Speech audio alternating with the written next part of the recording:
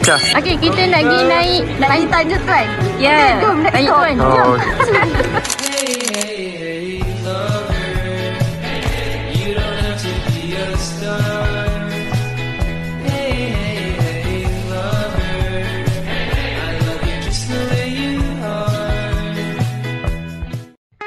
Okey, kita dah sampai dekat Batu Bukit.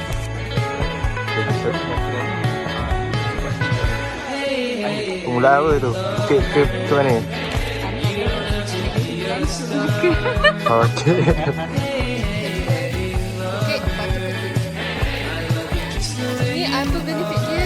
Awak jalan lagi banyak, lagi jauh lah mah. Lagi penat mah. Tapi benefit dia ialah saya boleh cakap yang kita orang awak dapat energize lah pada awak, and then awak also dapat saya kepada awak juga. Yeah.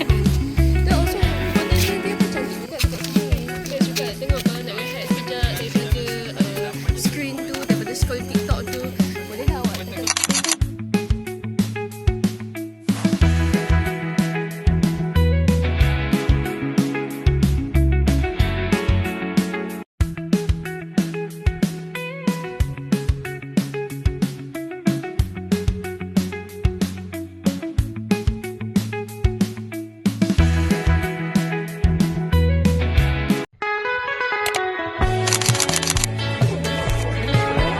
Cah kata-kata tak akhir. Kita dah sampai dekat puncak Batu Bukit. Kalau nak jauh-jauh, dari sini kita lawat.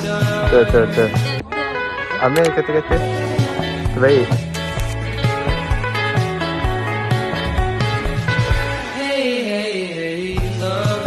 Tasha, ada flavor apa? Cream ada cream dia green tea, coklat, jambuan sambal dengan sambal. Green tea dia better.